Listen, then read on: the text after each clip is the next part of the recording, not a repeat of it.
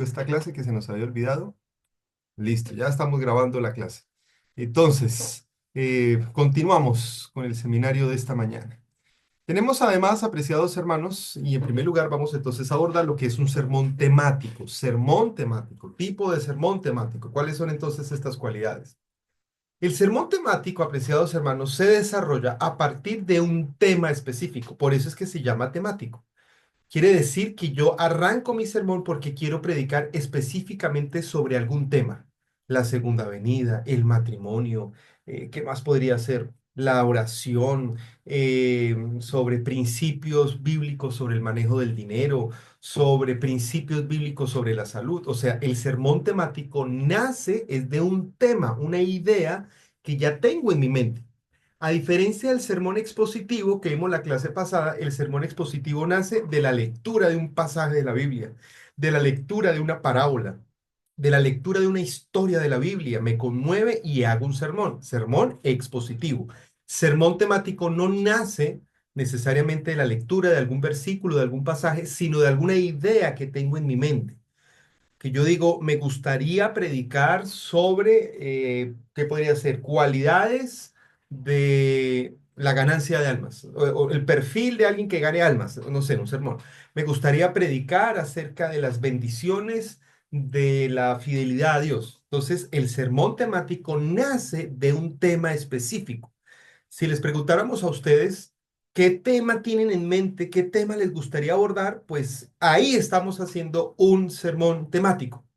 El sermón temático nace es de un tema que yo tenga en mi mente, que tengo el deseo de desarrollarlo, de predicarlo. Y este sermón temático número 2 utiliza varios textos bíblicos. ¿Cuál es la diferencia del sermón expositivo? Que el sermón expositivo, estoy hablando de la clase hace 15 días, el sermón expositivo, apreciados hermanos, este sermón nace es de una historia, de una parábola, ¿verdad? Y no me salgo de ahí. Desarrollo sencillamente el sermón a medida que la historia bíblica se va desarrollando. La historia de Jonás, la parábola del hijo pródigo, ese sermón expositivo. Y no tengo más citas bíblicas. Todo lo estoy leyendo solamente de la historia, de la parábola. El sermón temático sí tiene varios textos bíblicos. De hecho, el sermón temático es un viaje a lo largo de la Biblia. Tomo un texto de acá, tomo un texto de allá. Hermanos, vamos a Romanos, después acompáñenme a Lucas, después acompáñenme a qué sé yo, Apocalipsis, después me hago entender, nos damos cuenta de lo que es un sermón temático y tenemos, por ejemplo, aquí, a manera para claridad de todos nosotros, un ejemplo, un sermón temático puede ser el amor de Dios. Quiero predicar sobre el amor de Dios. Un sermón temático. Quiere decir que necesito varios textos para desarrollar esta idea. Quiero hablar acerca sobre la segunda venida de Cristo. Entonces, ¿qué es lo que necesito? Varios textos para desarrollar esta idea. Ese es el sermón temático. Tengo un tema en mi mente y quiero desarrollarlo usando varios textos de la Biblia. Sermón expositivo, el de hace 15 días, nace el sermón es de una lectura de una parábola, la lectura de una historia bíblica. Estoy leyendo en mi Biblia, por ejemplo, y veo cómo David y Abigail se conocieron y digo, uy, tan bonita esa historia, quiero predicarla. Sermón expositivo. Y tengo mis textos, mis lecturas, mi sermón, solamente se basan en la historia. Ese es el sermón expositivo. Sermón temático, tengo una idea, quiero hablar sobre el amor de Dios, entonces ahora ¿qué es lo que yo hago? Cojo mi Biblia y hago un viaje por toda la Biblia sobre versículos que me hablen sobre el tema que quiero predicar. Quiero predicar del amor de Dios, quiero predicar de la segunda venida. Entonces cojo mi Biblia y empiezo a buscar textos para que pueda yo encontrar el soporte bíblico del tema que quiero predicar. Sermón temático. Entonces, ¿cómo es, apreciados hermanos, que estamos conectados en esta clase? Entonces, ¿cómo es el proceso? ¿Cómo es la estructura? ¿Cómo es el paso a paso? Número uno, debo tener entonces un tema. Y si quieren, podemos ir armando un sermón temático. Entonces, si ustedes tienen papel y lápiz en este momento, están escribiendo, pues entonces, ¿sobre qué tema les gustaría predicar? ¿Qué creen ustedes que se necesita en sus iglesias donde ustedes asisten? ¿Cómo qué cree usted que hace falta? Ahora, aquí hay que tener cuidado. Los temas que vamos a predicar deberían ser, por lo general, cristocéntricos. Evitemos al máximo, salvo algunas situaciones específicas, hablar mucho de la conducta porque los temas de sermones de conducta, de cómo vestirse, cómo alimentarse, qué sé yo, todos estos temas pueden generar, si se reiteran constantemente, podemos caer en el problema del legalismo y nos olvidamos de la cruz de Cristo. Así que a la hora de escoger un tema para hacer un sermón temático, se hace indispensable, se hace necesario que casi siempre tengamos como tema principal exaltar la cruz, exaltar la gracia. ¿Por qué razón? Porque la manera para que el creyente sea convertido, la manera para que nuestra feligresía se vista bien, qué sé yo, se alimente mejor, es presentando a Cristo. Cristo es la respuesta a todas las necesidades del hombre. Pero si yo presento el resultado en vez de enfatizar lo que debo hacer para conseguir el resultado, voy a invertir el evangelio. No sé si estoy siendo claro con esto.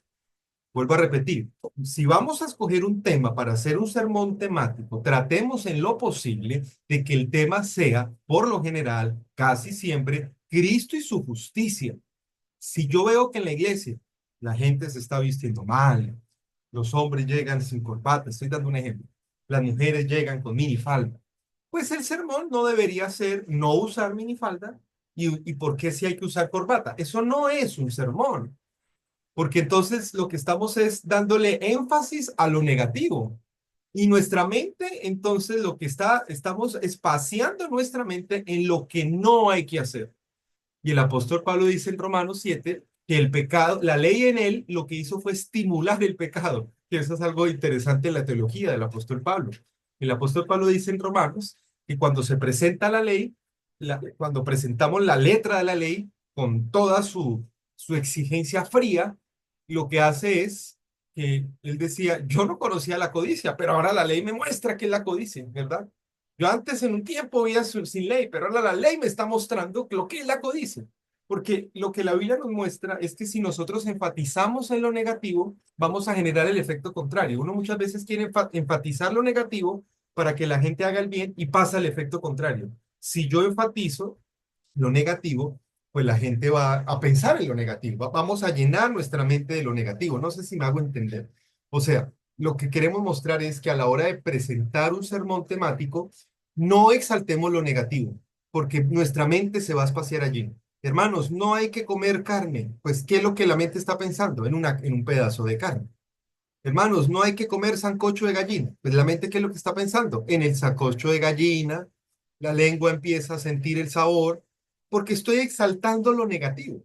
Entonces, si yo quiero que la gente, o hermanos, no se pongan minifalda, entonces, ¿qué estoy haciendo en la mente de la audiencia? Pensando en la minifalda.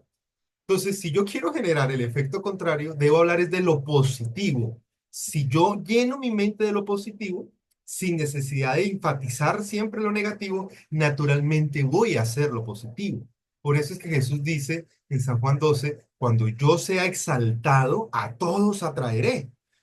Cuando yo sea exaltado, y si yo fuera exaltado, a todos atraeré a mí mismo.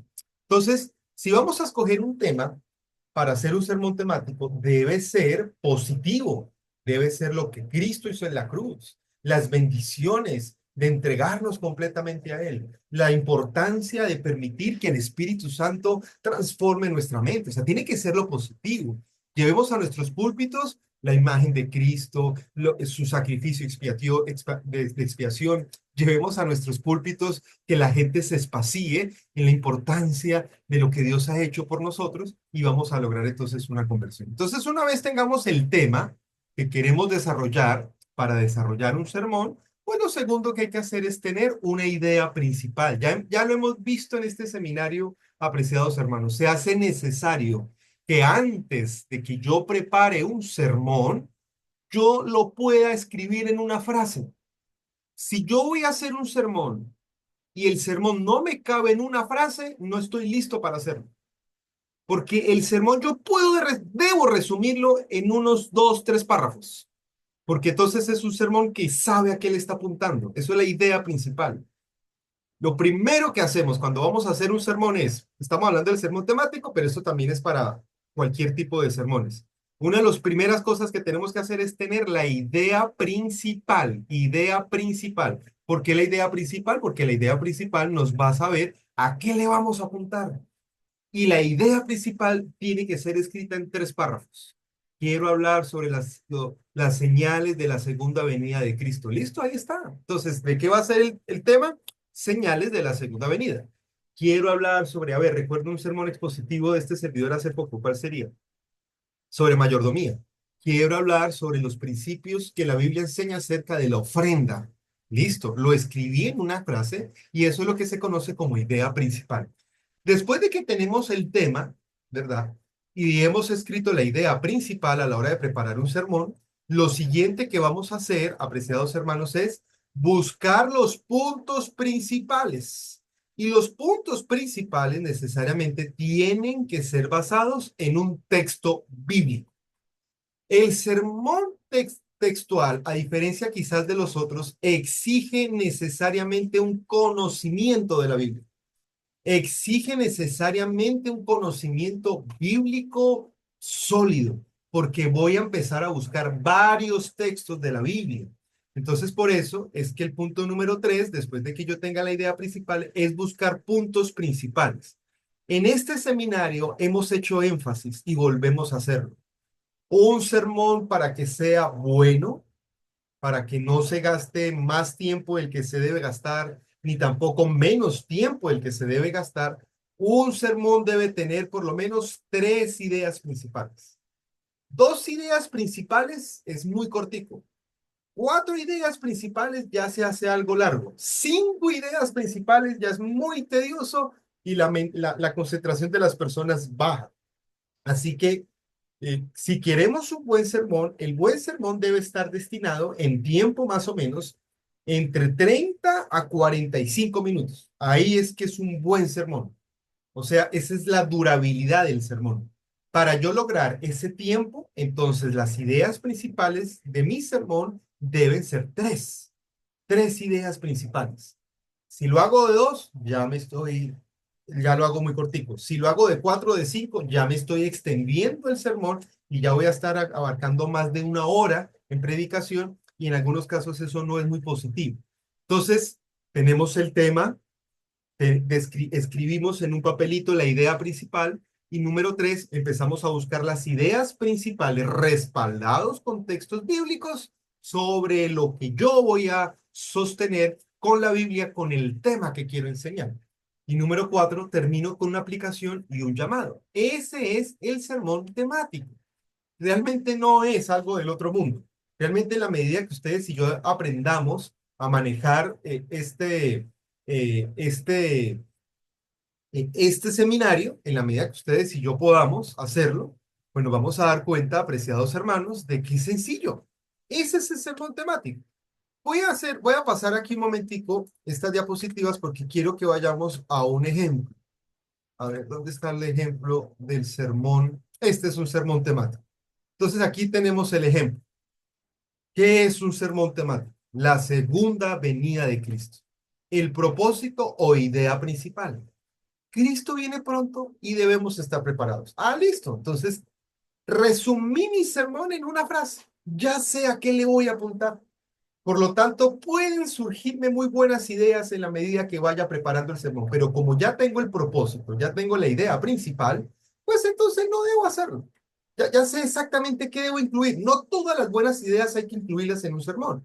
Hay que incluir las ideas que nos sirvan para cumplir el propósito. Por eso es que se hace tan necesario siempre tener el propósito o escribir en una frase el sermón que vamos a predicar.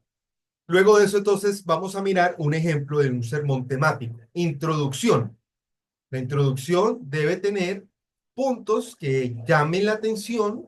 Recuerdan ustedes que esto lo hizo el hermano Jimmy Cala, el profe de aquí de Mariquita, fue el que nos dio esta clase de cómo se hace una introducción. Entonces, la introducción para este sermón es el siguiente. El mundo vive agitado en crisis de guerras, terremotos y hambrunas. Así que yo empiezo mi sermón con cifras de las hambrunas, de las guerras, algo que está llamando la atención. La introducción busca despertar el interés. Luego hay una segunda idea para este ejemplo de lo que es un sermón temático. una segunda idea para desarrollar en la introducción.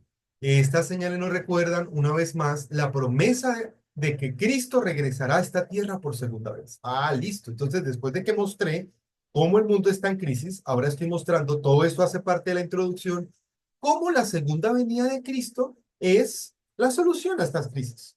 Y termino con lo siguiente, para este ejemplo de la introducción. En esta ocasión estudiaremos la certeza de su promesa de su venida, las señales que anuncian su regreso y la preparación para encontrarnos con él. Ahora, démonos cuenta que aquí en la introducción hay algo interesante, hermanos que quieren aprender cada día tener a predicar mejor. Démonos cuenta que aquí el autor de este ejemplo, este es un ejemplo de un sermón temático, que está hablando de un tema. ¿Cuál es el tema? La segunda venida de Cristo, y al parecer va a anunciar, va a también hablar de las señales. Ese es el tema. Aquí hay algo interesante. El punto C de la introducción nos está haciendo algo muy bonito, que eso tenemos que aprenderlo a hacer si queremos ser buenos predicadores. Nos está deslizando suavemente de la introducción al cuerpo del sermón. Mira, aquí ya está el cuerpo del sermón. Pero miren lo que hizo este sermón. Después de que habló de las guerras, las crisis, después de que nos habla de que la esperanza para que termine tanta maldad es la segunda venida de Cristo, el autor de este ejemplo, en su misma introducción, nos dio una transición suave entre la introducción al cuerpo. Eso se llama frase transicional. Frase transicional. ¿Qué es la frase transicional? Es una frase que nos desliza de la introducción al cuerpo. Nos da un desliz suave. La mente va viajando y está conectada con el sermón. Nuestros oyentes están conectados. ¿Y cómo es esa frase transicional? Aquí en el punto C. Dice, en esta ocasión estudiaremos la certeza de la promesa de su venida y las señales que anuncian su regreso y la preparación para encontrarnos con él. Así que aquí nos está deslizando suavemente de la introducción al cuerpo del sermón, y eso es lo que se conoce como frase transicional. Y aquí entonces se desarrolla, como nos damos cuenta, tiene varios textos de la Biblia y está desarrollando entonces su tema, porque es un sermón temático. La promesa de su venida está analizando en primer lugar, recordemos lo que hemos dicho en este seminario, un sermón debe tener tres ideas principales, o sea, el cuerpo del sermón debe tener tres ideas principales, y aquí lo tenemos. Tiene tres ideas principales. Número uno, promesa de su venida. Número dos, señales del fin. Número tres, cómo prepararnos. Y cada idea principal también tiene tres ideas que desarrollan la idea principal. Esto es un excelente sermón. Y es un sermón sencillito, fácil de predicar. Entonces, la primera parte de este sermón es promesa de su venida, y está sustentando esta promesa leyendo San Juan 14 del 1 al 3, donde Jesús dice, no se turbe vuestro corazón, creéis en Dios, creed también en mí, etcétera, etcétera. Así que lo primero que está analizando este sermón temático es que el Señor ha prometido que va a regresar. Y entonces, basado en San Juan 14 del 1 al 3, nos está hablando que tenemos moradas, que el Señor nos está preparando un lugar. Número C, la primera idea principal, una vez esto todo esté preparado, el Señor ha prometido que volverá. Luego de eso, miren qué interesante este sermón. La segunda idea del sermón temático ahora se salta de San Juan 14 a Mateo 24, versículos 3 hasta el 14, donde va a analizar las señales de la segunda venida de Cristo.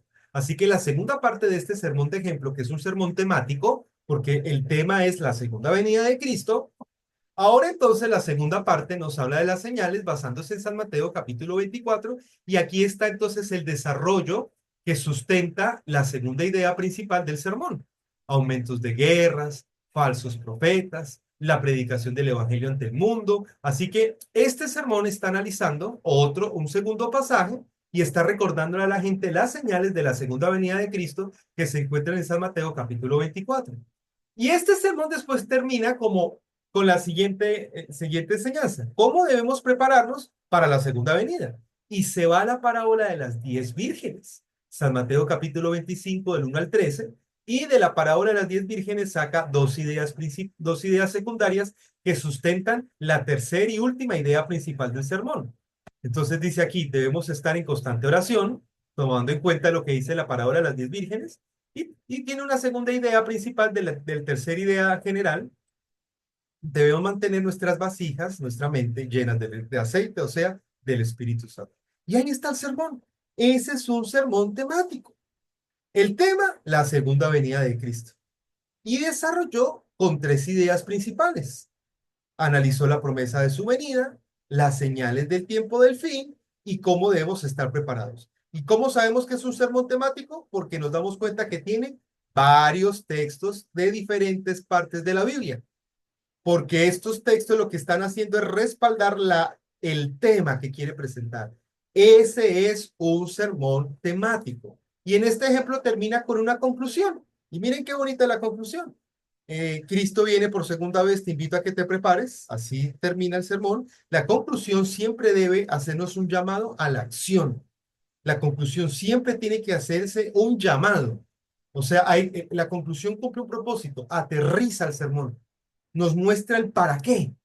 Explicamos el por qué durante el sermón. Ahora la conclusión nos dice, bueno, todo esto es para lo siguiente, para que nos preparemos, para que nos consagremos, para que oremos más, para que nos bauticemos, para que seamos fieles. Eso es la conclusión. La conclusión siempre tiene que tener un llamado a la acción. Y aquí hay un llamado a la acción.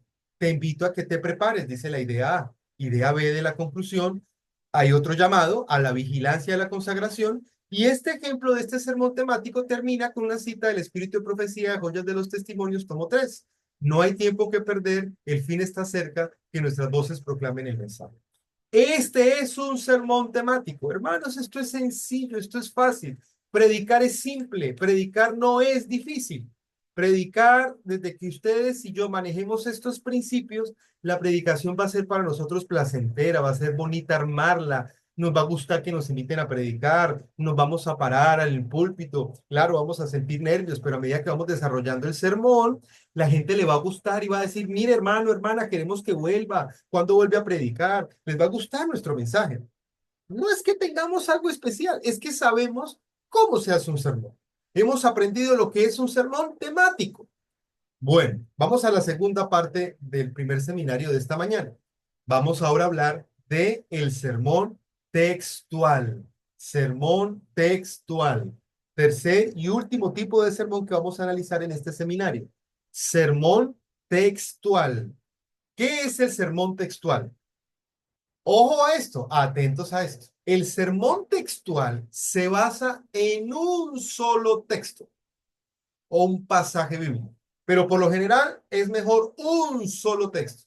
Se basa en un solo texto. Hay personas que solo basan un sermón de un solo versículo, máximo dos. Y ese es el sermón textual. ¿Por qué textual? Porque está tomando textualmente el texto, porque lo está profundizando, porque lo está escarbando, porque está trayendo nueva luz, porque nos está haciendo leer cosas que quizás antes leíamos y no veíamos. Ese es el sermón textual. Y decíamos hace algún tiempo atrás, en los primeros seminarios que tuvimos en esta capacitación, que los grandes evangelistas, como el pastor Bullón, como, ya no recuerdo el pastor, bueno, los evangelistas que conocemos, otro peruano que también sé que es muy famoso, eh, este dominicano, un flaquito dominicano, ya, Arnaldo Cruz. Todos estos grandes predicadores tienen la cualidad de que casi siempre sus sermones son textuales. Textuales. ¿Ustedes quieren ser grandes evangelistas? Ustedes, si yo quisieran pararse al frente y que nuestros sermones sean reconocidos por la audiencia, pues la invitación es que nos especialicemos en el sermón textual. El sermón textual es solamente un pasaje, es solamente un texto, es algo pequeño. A diferencia del expositivo, que es una historia completa, es una parábola completa en la cual yo hago mi sermón, el textual es solamente un versículo, máximo dos, y de ahí no me salgo. Escarbo en las profundidades de ese versículo. Y número dos, dice esta presentación, que se extraen los puntos directamente de ese texto. Por ejemplo, Juan 3:16. Ustedes y yo podemos hacer perfectamente un sermón basados en San Juan capítulo 3 versículo 16. Perfectamente lo podríamos hacer. Muy bien, ¿cómo es la estructura entonces para hacer un sermón textual? Estamos ahora mirando el sermón textual. Número uno, tenemos que hacer lectura del texto. A diferencia del sermón temático que nace de un tema que yo ya tengo en mi mente, el sermón textual nace de un versículo. Después de que yo lea este versículo, me impacte una promesa bíblica que yo lea y diga, por ejemplo, Isaías 41:10, no temas porque yo estoy contigo. Uy, yo quiero predicar solamente ese texto. Eso es un sermón textual. Entonces, empiezo a desarrollarlo únicamente extrayendo palabra por palabra de ese versículo. Como decíamos hace un momento atrás, los grandes evangelistas, los grandes predicadores, extraen sus sermones casi siempre de un solo versículo y de ahí se explayan y hablan y lo ilustran. Y esos sermones a muchas personas les gusta por la sencilla razón de que es comprensible, de que como no salimos solamente de un solo texto, pues todo lo vamos a entender mejor. A diferencia del temático, el temático es un poquito desafiante porque la gente se puede despistar. Porque la gente dice, uy, estábamos leyendo un texto, después nos mandó para uno, después nos mandó para otro, y fácilmente se puede perder el hilo. El sermón textual no pasa eso. El sermón textual, como solamente tengo un solo versículo, pues sencillamente en ese solo versículo yo excavo y excavo de tal manera que no tengo yo necesidad de leer otros textos y por lo tanto mi mente más fácil va a estar concentrada en ese tipo de sermones. Y después de que hemos escogido el texto, después de que dividimos el sermón con tres ideas, ya lo hemos dicho, basado solamente de ese texto, desarrollo entonces el sermón y finalmente hago una aplicación y un llamado. Así que el sermón textual, apreciados hermanos, ya lo vimos, se basa solamente de un versículo, uno o máximo dos versículos. Ahí quedó un poquito mal la presentación que hice un pasaje, ¿no? No es un pasaje, porque hacer un pasaje bíblico, como dice aquí, ya es un sermón expositivo. Al ser textual, es solamente un versículo, uno o dos versículos. Entonces, ¿cuáles son las características para diferenciar un sermón temático a un sermón textual? Que el sermón temático es punto de partida, es un tema específico, mientras que el punto de partida de un sermón textual es una cita bíblica. Aquí vuelvo y les pido excusas, quedó mal, no es un pasaje bíblico, sino una cita bíblica. Número dos, ¿para qué se usa la Biblia en el caso del sermón temático? Varios textos. Tengo varios textos en la Biblia porque estoy sustentando el tema que quiero presentar. Voy para Génesis, después voy para Daniel, después voy para Mateo, después voy para Marcos. Ese es el sermón textual. Otro asunto que quisiéramos mencionarles. Los estudiosos del crecimiento de iglesia, los que les gusta, ustedes saben que en el mundo hay mega iglesias cristianas, iglesias que llegan a reunir casi 12.000 personas en un servicio y hacen hasta dos o tres servicios. O sea, y en Colombia tenemos mega iglesias cristianas, no adventistas. En Colombia tenemos, por ejemplo, el G12, la Misión Carismática Internacional. Caben 12.000 personas en su auditorio, en su iglesia, y tienen tres cultos. Entonces, aquellos que les gusta hacer cuentas, tres cultos un domingo. ¿Cuántas personas asisten a esas mega iglesias un domingo? 12.000 por tres, ¿cuánto les da? Entonces, en Colombia tenemos ese tipo de iglesias. Los estudiosos de las mega iglesias, de aquellas iglesias en donde van multitudes con un solo predicador y hacen fila para entrar, se han dado cuenta que estos tipos de iglesias tienen algo especial y es que casi siempre sus sermones son temáticos. Las iglesias grandes, las mega iglesias, la iglesia adventista, sí, hay una mega iglesia adventista que queda en Brasil, pero por lo general nuestros templos son pequeños. Pero las mega iglesias evangélicas que hay en el mundo, que reúnen multitudes cada fin de semana, los estudiosos se han dado cuenta que estos predicadores hablan mucho de sermones temáticos. ¿Por qué? Porque es que el sermón temático es un sermón de enseñanza. Como estoy hablando de un tema, estoy enseñando algo. Y a la gente naturalmente le gusta aprender. Por eso es que hacen fila para entrar, porque son sermones temáticos. Pero también vemos, es algo positivo, como se usan varios textos, la gente siente que está comiendo Biblia. Eso es una diferencia o una característica del sermón temático. Usamos varios textos. Mientras que el sermón textual solamente es un solo pasaje, perdón, es un solo texto. Versículo 2, entre 2 a 5 versículos máximo. Es un solo texto. El sermón textual yo uso la Biblia solamente en 2 versículos, un versículo, máximo 5 versículos, y de ahí no me salgo. Mientras que el sermón temático uso varios textos de la Biblia. ¿Cómo desarrollo yo un sermón temático? Apoyando las ideas en la Biblia, y el sermón textual yo lo desarrollo extrayendo del mismo versículo o del mismo texto las ideas principales. Mientras el sermón temático yo apoyo mis ideas en varios textos de la Biblia, el sermón textual solamente apoyo mis ideas de un solo versículo. Y su uso, por lo general, es doctrinal. El sermón temático está enseñando doctrina o praxis sobre la doctrina. Y el sermón textual, pues casi siempre es un devocional, porque no me salgo de un solo versículo.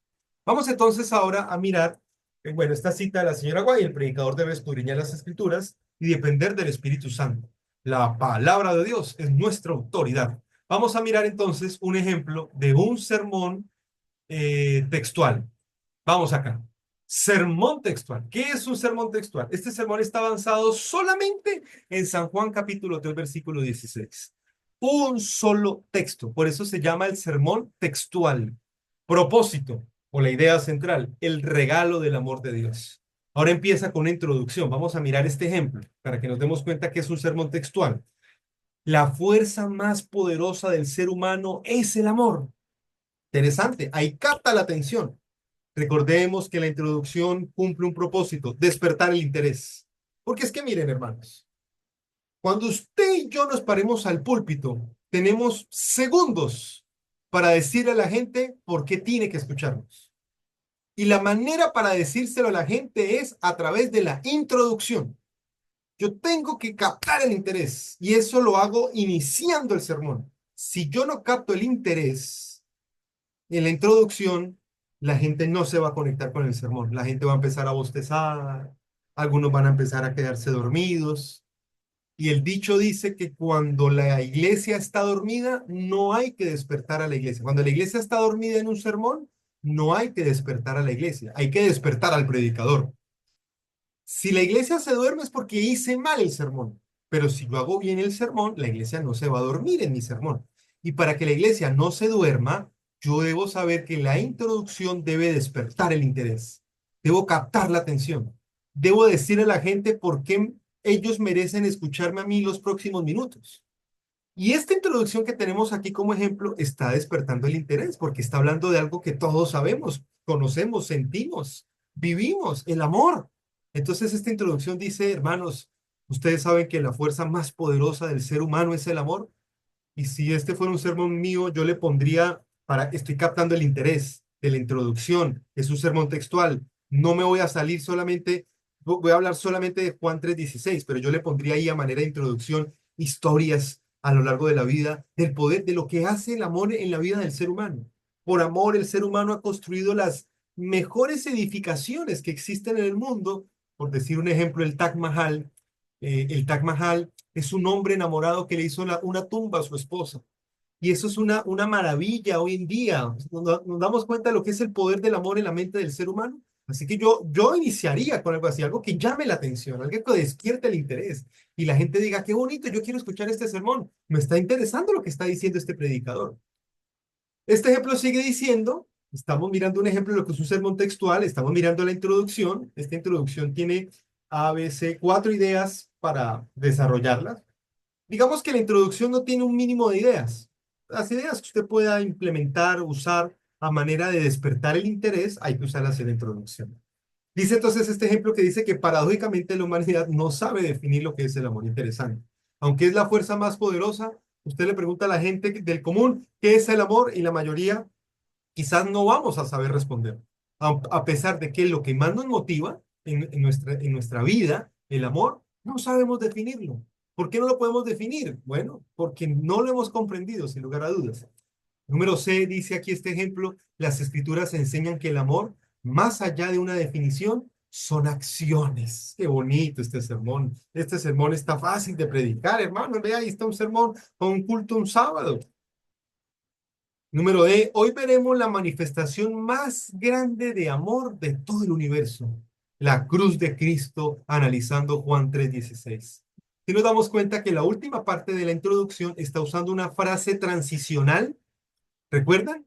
Frase transicional nos desliza suavemente de la introducción al cuerpo. Empezó hablando este sermón, este ejemplo del amor, de la fuerza poderosa. Empezó hablando de que la gente no sabe cómo definir, pero ya en el punto de nos está deslizando suavemente para que vayamos al cuerpo del sermón. Y después de hablar del amor, dice, hoy vamos a ver que la mayor manifestación, estoy leyendo el punto de la introducción. Hoy vamos a ver que la mayor manifestación de amor en todo el universo es lo que Cristo hizo. Acompáñenme a mirar lo que Jesús hizo analizando San Juan 3:16. Salimos de la introducción y suavemente entramos entonces al cuerpo del sermón. ¿Qué tenemos entonces en este ejemplo del sermón textual? Sermón textual. Recordemos que el sermón textual, sus ideas principales están basadas solamente en un solo versículo. Eso lo hace el sermón textual. Entonces aquí tiene tres ideas principales. Volvemos otra vez a recordarles, hermanos, que el cuerpo del sermón debe tener tres ideas. Si usted lo hace con dos ideas, ya es un sermón un poquito. Si lo hace de más de tres ideas, ya puede convertirse en un sermón quizás un poquito tedioso, cansón. Así que lo mejor a la hora de preparar un sermón son tres ideas principales cuando estamos hablando del cuerpo del sermón. Entonces, como este es un sermón textual, nos vamos a dar cuenta que todas las ideas principales solamente están basadas en un solo versículo, San Juan 3:16. Entonces, lo primero, va a hablar sobre la magnitud del amor y se va a basar en la primera parte de la aclaración de San Juan 3:16 en este ejemplo, porque de tal manera amó Dios al mundo. Y aquí entonces va a desarrollar que el mundo está bajo pecado y que sin embargo Dios siente misericordia por algo que aparentemente no merece tener misericordia, porque el mundo está caído, el mundo está bajo pecado, pero aún bajo este efecto del pecado, Dios toma la solución de rescatarlo. Miren qué bonito este sermón. Y solamente está hablando de San Juan 3:16. No se sale de ningún otro texto. No mira otro texto de la Biblia. Ese es un sermón textual y como decíamos hace un momento, casi siempre los mejores evangelistas, los más conocidos, había uno muy bueno, no era adventista, Billy Graham. Billy Graham era bautista. Billy Graham quizás ha sido el último gran evangelista de los últimos tiempos que hemos tenido. El pastor Graham hacía cruzadas por el mundo, llenaba estadios enteros en el mundo. A Colombia nunca vino. Estuvo en Brasil, estuvo en Argentina, en Estados Unidos lo hizo por muchas partes, estuvo hasta en la Rusia comunista, estuvo en la China. El pastor Graham ha sido quizás el último grande predicador que ha tenido recientemente la historia moderna. Y el pastor Graham, uno escucha los sermones de él, están traducidos al español, si usted lo puede buscar, Billy Graham, ya falleció. El pastor Graham era mucho de sermones textuales, solamente un solo versículo. Y multitudes acudían a escuchar su sermón. Multitudes, llenaba estadios repletos, capacidad para 60,000 personas, el pastor Graham los llenaba. Y uno descubre que estos evangelistas tienen esta cualidad. Hacen sermones textuales. De un solo versículo desarrollan un tema de una hora. Y uno dice, ¿cómo se logra eso? Se puede lograr, es fácil, no es difícil. Es entender cómo se hace un sermón textual, que ese es el propósito del seminario de esta mañana. Luego vemos una segunda idea principal del ejemplo del sermón textual, que es, analiza la segunda parte del versículo, que ha dado a su Hijo unigénito. Por lo tanto, la segunda idea que este ejemplo de sermón va a desarrollar es explicar que Dios nos ha dado un regalo. El regalo más grande es su Hijo. Es Dios, vemos aquí idea secundaria que respalda la idea principal, es Dios encarnado. Su Hijo es la misma esencia de Dios, es Dios que se hace hombre. Ese es el mayor regalo que Dios nos ha dado. Miren qué bonito este sermón, da ganas de predicarlo, hermanos. Ahí está el sermón para este sábado. Es un sermón textual.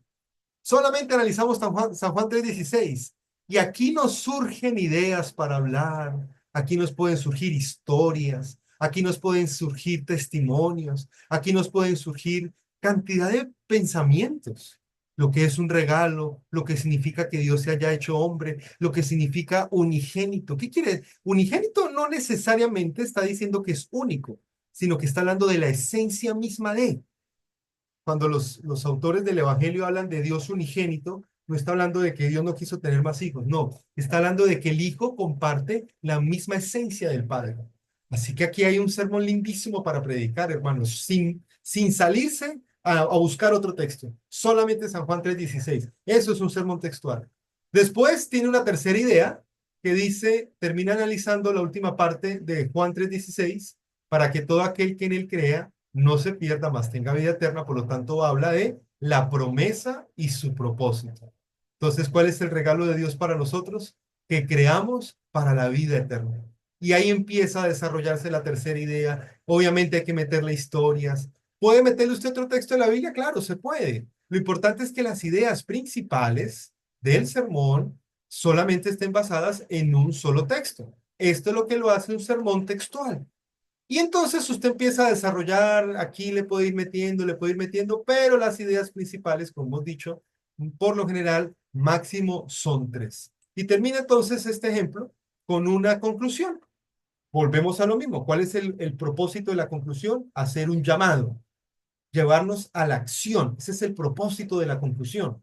¿Has aceptado este regalo? Te invito para que los haga hoy. Así que si hay alguien ahí que no ha aceptado ese regalo, me imagino que este sermón se va a facilitar de que las personas entonces tomen esa decisión. Entonces el predicador empieza a decir, levante la mano a aquellos que quieren aceptar. O sea, ahí la conclusión tiene que cumplir ese propósito. Hay que llevarnos a la acción, tiene que llevarnos al compromiso, tiene que llevarnos, tiene que aterrizar, tiene que llevarnos al para qué. Explicamos el por qué durante todo el sermón. En la conclusión que explicamos el para qué y cómo se hace. Y la segunda idea en este ejemplo es, estoy viviendo para compartirlo, es el momento de testificar. O sea, este sermón no solamente en su conclusión está invitando a la gente que acepta a Jesús, sino a los que ya aceptaron a Jesús, idea B, los está invitando entonces para que testifiquen. Hermanos, este es el sermón textual. Hemos visto lo que es un sermón temático y lo que es un sermón textual. Consejos prácticos para preparar un sermón. Hay que orar y estudiar la Biblia con profundidad, obviamente. Esto pues se aplica para cualquier tipo de sermón. Hay que escoger un tema, en el caso que quiero hacerlo temático, o un texto, si lo quiero hacer textual, o una parábola, o un pasaje, o una historia, en el caso que quiera hacerlo expositivo. Hay que escogerlo con claridad, ¿verdad? Saber exactamente qué voy a estudiar, qué voy a preparar. Hay que desarrollar una estructura lógica y obviamente que esté basada en la Biblia. Número 4, tengo que incluir ilustraciones y aplicaciones prácticas. Y número 5, debo terminar con un llamado claro. Estos son los principios fundamentales a la hora de preparar un sermón. Y terminamos la primera parte del seminario en esta mañana leyendo lo que dice la señora White en Obreros Evangélicos. Haced un esfuerzo para hablar clara y fervorosamente, asegurados de que vuestra enseñanza sea comprensible. Evangelismo, página 113 dice, el Señor llama a hombres y mujeres a proclamar su verdad. No todos serán pastores, pero todos pueden ser predicadores en su círculo. Hermanos, que el Señor permita entonces que podamos mejorar cada día más la ciencia de la predicación. Si hay preguntas, dudas, este es el momento. Abran sus micrófonos para escucharles si de pronto alguien tiene alguna duda. Y después de eso, entonces vamos ya a la segunda parte de la capacitación de esta mañana. ¿Alguien tiene alguna duda, apreciados hermanos, para que por favor abra su micrófono y estaremos atentos a responderles las inquietudes? ¿Alguien tiene alguna duda, algún comentario?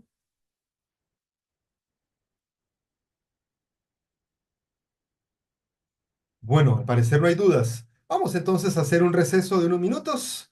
Vamos a levantarnos, a tomar agua y ya venimos entonces con la segunda parte del seminario. Ya volvemos en unos momentos, unos minutos y volvemos entonces.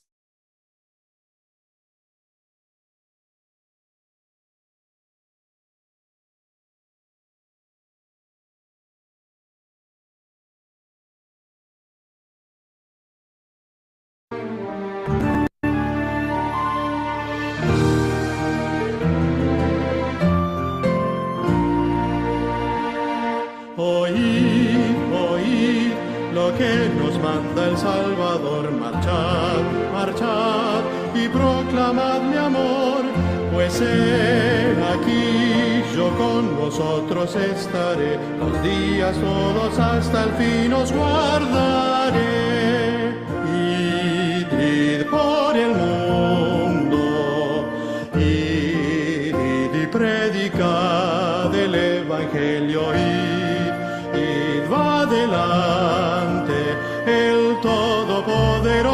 Salvador. Gloria, gloria, aleluya a Jesús. Gloria, gloria, aleluya a Jesús. Nuestras almas Él salvó, nuestras manchas Él lavó. Proclamemos pues a todos su amor.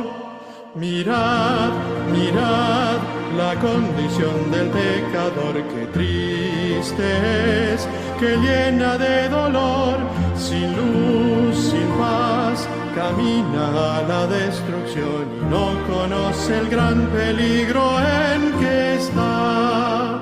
Id por el mundo, id y predicad el Evangelio, id va adelante el Todopoderoso Salvador. Gloria, gloria, aleluya a Jesús. Gloria, gloria, aleluya a Jesús. Nuestras almas Él salvó, nuestras manchas Él lavó. Proclamemos pues a todos su amor. Salid, salid, embajadores del Señor, buscad, buscad al pobre pecador. Aprovechad el tiempo que el Señor os da, pues pronto el día de salud acabará. Id por el mundo, id y predicad el Evangelio, id va adelante el Todopoderoso Salvador. Gloria, gloria, aleluya a Jesús. Gloria, gloria, aleluya a Jesús. Nuestras almas Él salvó, nuestras manchas Él lavó. Proclamemos pues a todos su amor.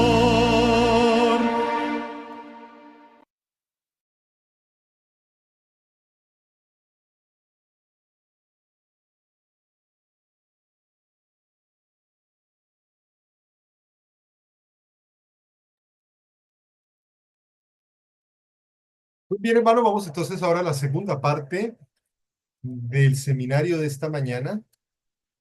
Vamos entonces aquí a la parte que tiene que ver con la ganancia de almas, lo que tiene que ver con la obra misionera, aquellos que están dando estudios bíblicos, aquellos que tienen el sincero anhelo de llevar almas a los pies de Jesús.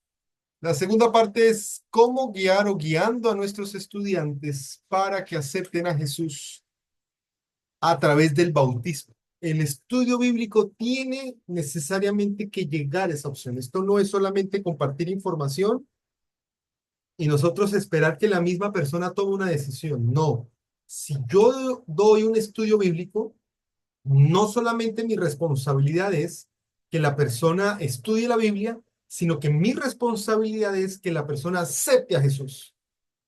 Yo no debo permitir que haya una especie de iniciativa propia del estudiante, no, porque eso no va a pasar, porque el corazón es malvado, porque estamos separados de la presencia de Dios. Así que tenemos no solamente que compartir el curso bíblico, sino que tenemos que guiar a la persona para que se bautice. Esto es, sin lugar a dudas, indispensable. El objetivo del quinto seminario de esta mañana tiene como propósito capacitarnos en lo que es el acompañamiento espiritual y práctico del estudiante hacia una decisión consciente y firme de bautizarse. Tenemos que guiar a nuestros estudiantes hacia el bautismo. Eso siempre tiene que ser nuestra meta. Ahora, ¿por qué razón la gente tiene que bautizarse? ¿Por qué razón no solamente es compartir la fe de Jesús y ya? ¿Por qué no es solamente regalarles un librito y ya? Hasta luego. Léanlo cuando quieran y si tienen dudas me buscan. Es muy fácil hacerlo así, pero ¿por qué no tiene que hacerse así? Ah, porque es que el Señor ha ordenado que ustedes y yo tenemos que ir a la gente para que se bautice. No solamente para que reciba información, no solamente para que lean el Evangelio, no, para que se bauticen. Es lo que el Señor ordena. Esto es poderoso. Entonces dice Mateo 28, 19 al 20 de forma clara, dice, por tanto, id, hagan discípulos y bautícenlos. Así que esa es nuestra obligación, hace parte de la comisión, entonces, de la gran comisión. Entonces, hermanos, nadie debe estar estudiando la Biblia con alguien y sentir que el bautismo la persona no debe hacerlo. O lo que es también muchas veces que no es positivo, esperar que la misma persona decida. No, la misma persona no va a decidir, porque el corazón de todos es inclinado al mal, no es inclinado al bien. Si nuestro corazón se inclinara naturalmente al bien, pues ahí sí se aplica el principio de que yo voy, le doy el estudio bíblico y dejo que el hermano o la hermana por sí sola tome la decisión. Eso en el caso de que el corazón no sea malo o pecador.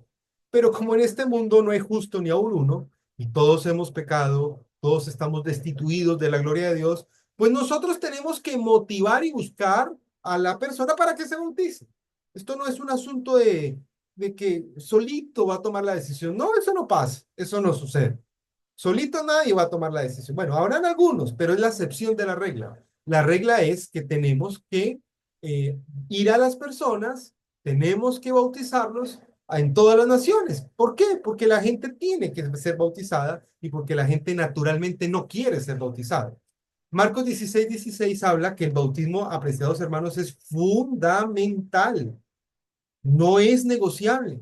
Jesús dice, el que creyere y fuere bautizado tendrá como resultado ¿qué cosa? La salvación. Si yo creo y no soy bautizado, no soy salvo. Bueno, a no ser que no tenga la opción de hacerlo, como el ladrón en la cruz. Al ladrón de la cruz le bastó solamente con creer, pues porque estaba en la cruz, no había forma de bautizarse. Pero si el ladrón en la cruz hubiese bajado de la cruz, el Señor lo hubiera bautizado, o los discípulos lo hubieran bautizado. Por supuesto que sí, porque el rito del bautismo es indispensable para la salvación. Por eso es que cuando estamos estudiando la Biblia con alguien, debemos buscar la manera para que la persona se bautice.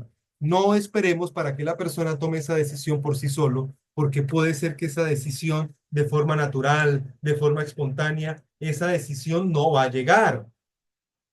¿Qué dice la señora Guay en el hogar cristiano? Cristo hizo del bautismo la señal de entrada a su reino espiritual.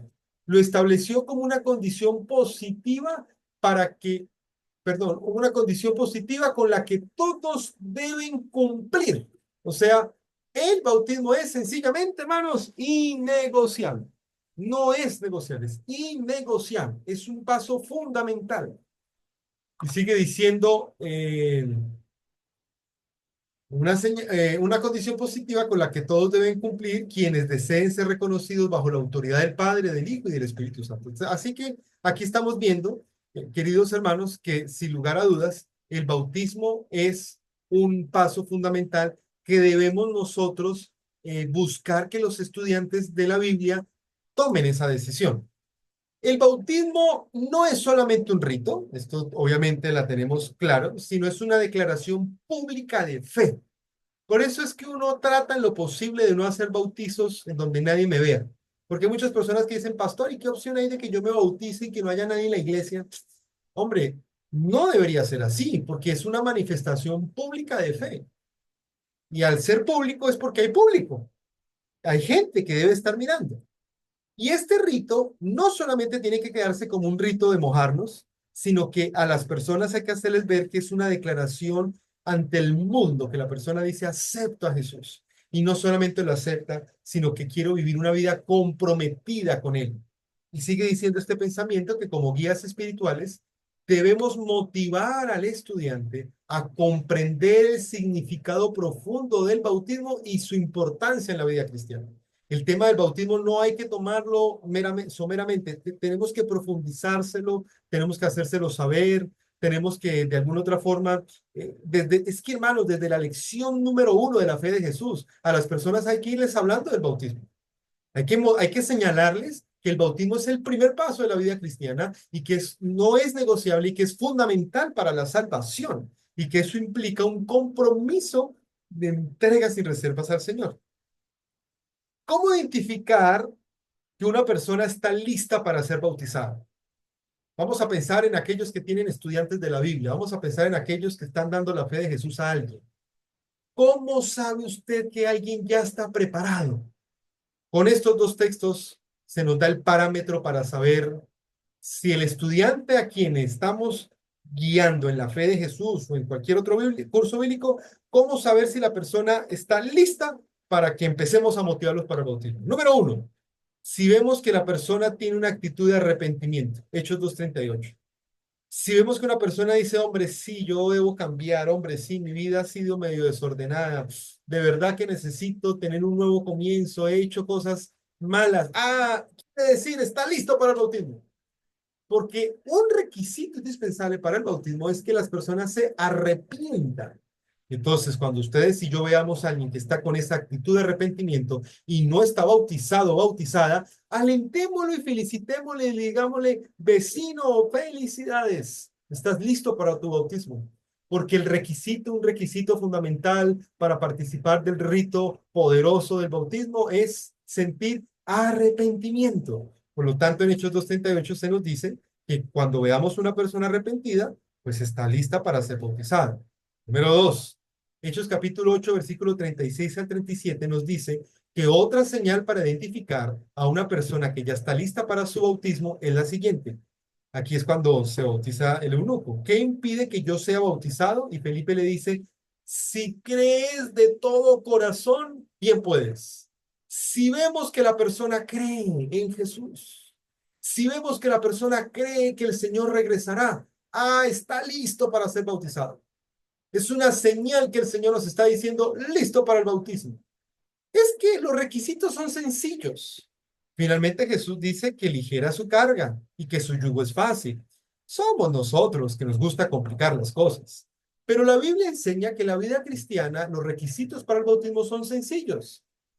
Creer en Cristo de todo corazón y ser conscientes de nuestro pecado para que nos arrepintamos. Esos son los requisitos.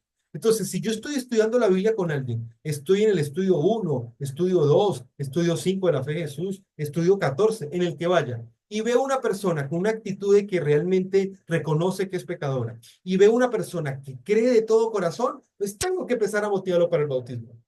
Es mi deber, es que el Señor dice, vayan y bauticen. Si el Señor diera otras opciones, pues hacemos otras opciones, pero no nos dio otras opciones. Nos dio la opción de bautizar.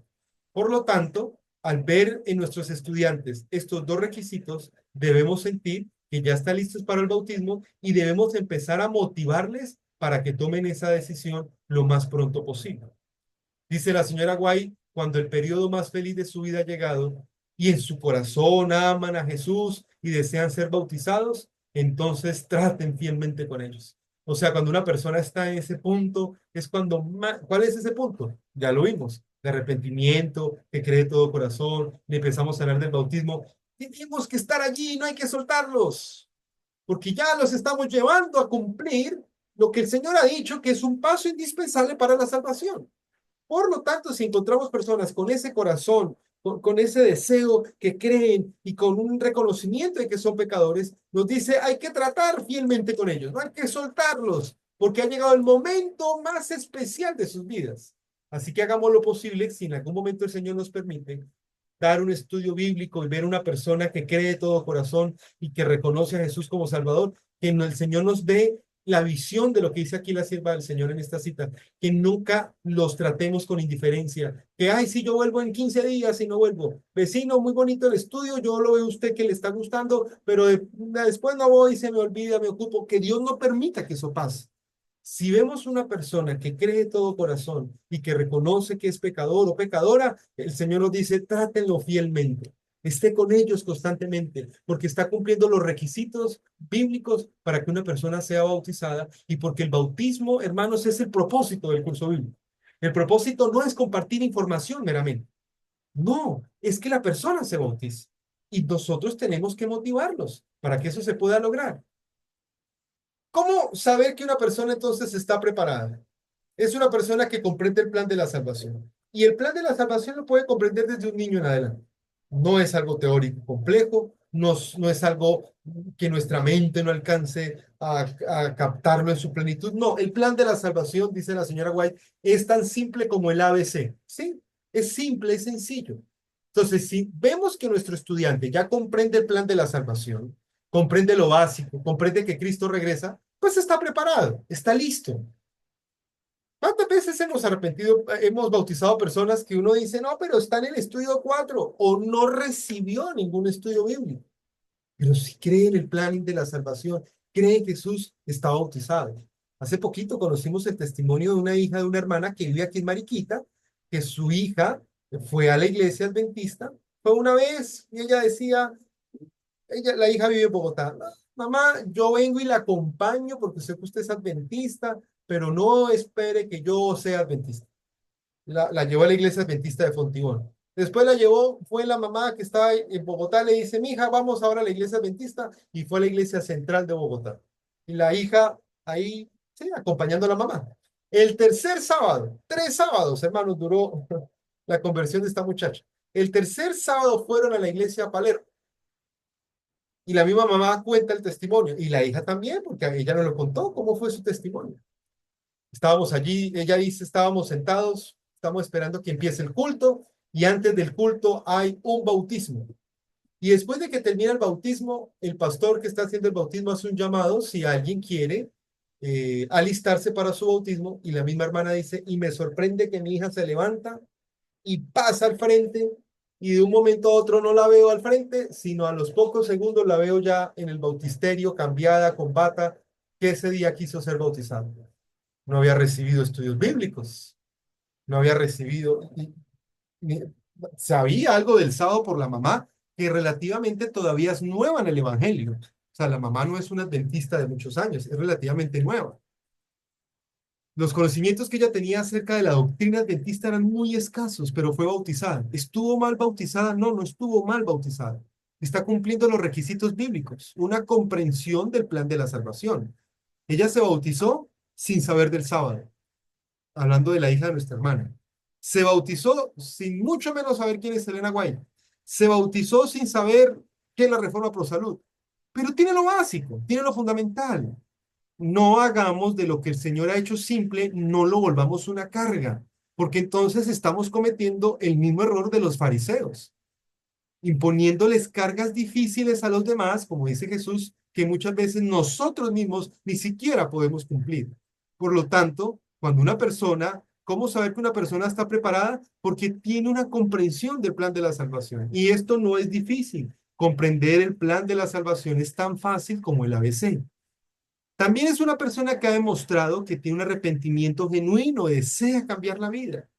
Son personas que dicen, sí, yo sé y reconozco que he hecho cosas malas, necesito una nueva vida. Hermanos, ahí es para decirle y ahí para señalarle y para acompañarlos que ha llegado el momento entonces para que se bauticen los estudiantes que cumplen estas condiciones. Y además de eso, tercera señal de preparación, una persona que tiene una decisión consciente, o sea, personas que vemos con sus 5 sentidos. Ahora, la iglesia adventista bautiza personas con discapacidad mental. La sierva del Señor dice que esas personas serán salvas por la fe de sus padres.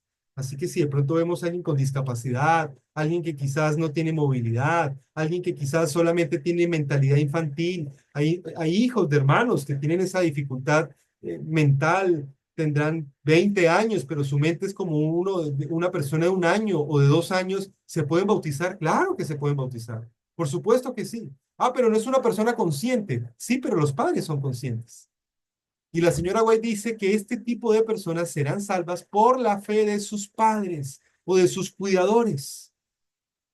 Ahora, ese es en el caso de una persona que tiene alguna discapacidad mental, pero si no estamos tratando con personas con discapacidad mental, pues son personas que son conscientes. Nadie tome en poco la conciencia de una persona que desea ser bautizado, así no haya completado la fe de Jesús. No, yo no necesito leer necesariamente lo que hizo un pastor uruguayo que ya murió, que se llamó Carlos Eichmann, que fue el autor de la fe de Jesús. Nadie ha dicho, o la Biblia no dice, o el Espíritu de Profecía no dice, que hay que terminar lo que hizo el pastor Carlos Eichmann, que se llama la fe de Jesús para que alguien se bautice. No, eso no dice la Biblia. Eso no dice el espíritu de profecía. Lo que dice es que si la persona tiene o es consciente del plan de la salvación, cree de todo corazón, puede ser bautizado. Y la fe de Jesús se puede hacer más adelante. Entonces, cuando una persona es consciente, tiene esa decisión, quiere seguir a Cristo, ir colocando en práctica poco a poco sus enseñanzas, está más que preparado y es el momento entonces para que los estudiantes, nosotros como instructores de ellos y ellos como estudiantes, empecemos a motivarlos para que puedan alcanzar el plan de la salvación a través del bautismo. Ahora, hay algo interesante acá que sin lugar a dudas debemos ser conscientes. Hermanos, para que esto suceda, para que nuestros candidatos se bauticen, para que las personas a quienes les estamos dando el curso bíblico tomen esa decisión, necesariamente se hace indispensable que ayunemos y oremos. Si nuestros ojos espirituales se abrieran en el momento que estamos dando un curso bíblico, nos vamos a dar cuenta del conflicto tan tremendo que se desarrolla en ese momento por tomar posesión del ser humano. Cristo y sus ángeles luchan junto a Satanás y sus ángeles ahí, en esa casita humilde que vamos para hacer la fe de Jesús. Hay un conflicto espiritual. Por eso es que los estudiantes debemos, perdón, por eso es que los instructores debemos ir con armas espirituales poderosas. Y un arma espiritual es el ayuno. Así que si veo a la persona que está encaminada al bautismo, veo que está creyendo, veo que entiende el plan de la salvación, lo siguiente que yo debo hacer es ayunar, para que Satanás se aleje de la mente de esa persona y esa persona entonces sea sensible a la voz de Dios. Cuando alguien decide no bautizarse, es porque está bajo el control de ¿quién? Pues del enemigo. Por eso es que esto es un conflicto espiritual y por eso es que aquí vemos nuevamente, se lo recuerda este seminario, que el instructor bíblico necesariamente, al entender el conflicto cósmico, debemos ayunar. Jesús dice en Mateo 17:21, pero este género no sale sino con oración y ayuno. O sea, hay estudiantes que definitivamente es a través del poder del ayuno y la oración como aceptarán a Jesús porque el enemigo ha hecho tanto campamento en su mente que no se quiere ir. Y por eso se hace necesario que nunca olvidemos que tenemos una herramienta espiritual prácticamente innegociable, prácticamente un arma espiritual que tenemos que usarla constantemente, que es el ayuno y la oración. Por eso es que si yo doy estudios bíblicos y no ayuno y no oro por mis estudiantes, no voy a ver los frutos. No voy a verles cómo aceptan a Jesús, porque el enemigo está ahí acampado y no quiere soltarlo. Así que es indispensable que hagamos esa práctica espiritual. Dice la señora White, para ciertas cosas, el ayuno y la oración son recomendados y apropiados. ¿Y cuáles cosas creen ustedes que son apropiadas? Ah, cuando estamos dando estudios bíblicos. En la mano de Dios son un medio de limpiar el corazón y promover una disposición receptiva. Ah, es que yo estoy estudiando la Biblia con alguien, yo no lo veo como interesado, como que me recibe con pena porque le tocó, porque no es una persona que es capaz de decir que no. Muchas veces nos ha tocado así.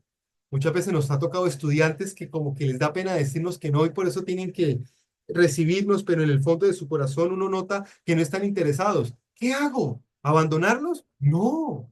Ayuno y oración para que esas mentes que aparentemente están indiferentes ahora empiecen a tener una disposición distinta. El ayuno y la oración son las herramientas del instructor bíblico. Son las herramientas poderosas para que el enemigo deje de acampar en la mente de aquellos que estamos estudiando la Biblia. Así que, apreciados hermanos, el ayuno y la oración indiscutiblemente se hacen necesarios si queremos ayudar a las personas para que tomen decisiones por Cristo en la medida que vamos estudiando la fe de Jesús. Antes de invitar al estudiante al bautismo, dedicar tiempo a la oración y, si es posible, al ayuno, buscando la guía del Espíritu Santo. Tenemos que animar al estudiante a hacer lo mismo. Qué bonito uno enseñarle también al estudiante a ayunar antes de bautizarse, sería algo muy poderoso, para que su decisión sea tomada con plena convicción y dependencia de Dios. Conclusión entonces del seminario número 2 de esta mañana. Hermanos, tenemos la obligación de estar animando a nuestros estudiantes para que se bauticen. Si creen de todo corazón, si han comprendido el plan de salvación, asisten en el estudio 1, 2, 3, 4 de la fe de Jesús, pero los vemos así, hermanos, empecemos a motivarlos. Y si los vemos que no hay deseos, Pues hermanos, hay que orar profundamente y ayuno de oración porque la finalidad, el propósito del curso bíblico es que la persona se bautice. Conclusión, tenemos que reiterar que el bautismo es un paso de obediencia y amor hacia Dios. Esto tiene que quedar claro en la mente de nuestros estudiantes. El bautismo no es una opción, el bautismo es sencillamente un llamado de Dios. El bautismo no es una meta final, es el comienzo de la vida cristiana. Y tenemos que invitar a los laicos que están dando estudios bíblicos a que nos comprometamos, hermanos, en esta mañana, a ser instrumentos del Espíritu Santo y guiar entonces a otros hacia esa decisión. Tenemos esa responsabilidad. Si Dios nos ha dado el privilegio de estar dando un curso bíblico, nuestra responsabilidad es guiar a esa persona al bautismo. No lo vamos a soltar hasta que eso suceda. Y si vemos que las cosas se complican, si vemos que la persona pierde interés, ¿cuál es la herramienta espiritual que tenemos? El ayuno, hermanos. El ayuno es la herramienta poderosa para que Satanás se aleje y esa persona entonces pronto acepte a Jesús y ustedes y yo experimentemos ese gozo tan bonito, ese gozo tan especial de ver a las personas bautizarse. Así que, apreciados hermanos, Dios los bendiga a ustedes en en sus estudios bíblicos y el Señor se les permita que podamos ver, todos los que damos la fe de Jesús, el gozo de ver descender a las personas a las aguas bautismales. Hermanos, muchas gracias por su atención. Vamos a dejar de grabar entonces la reunión en esta mañana. Tenemos que darles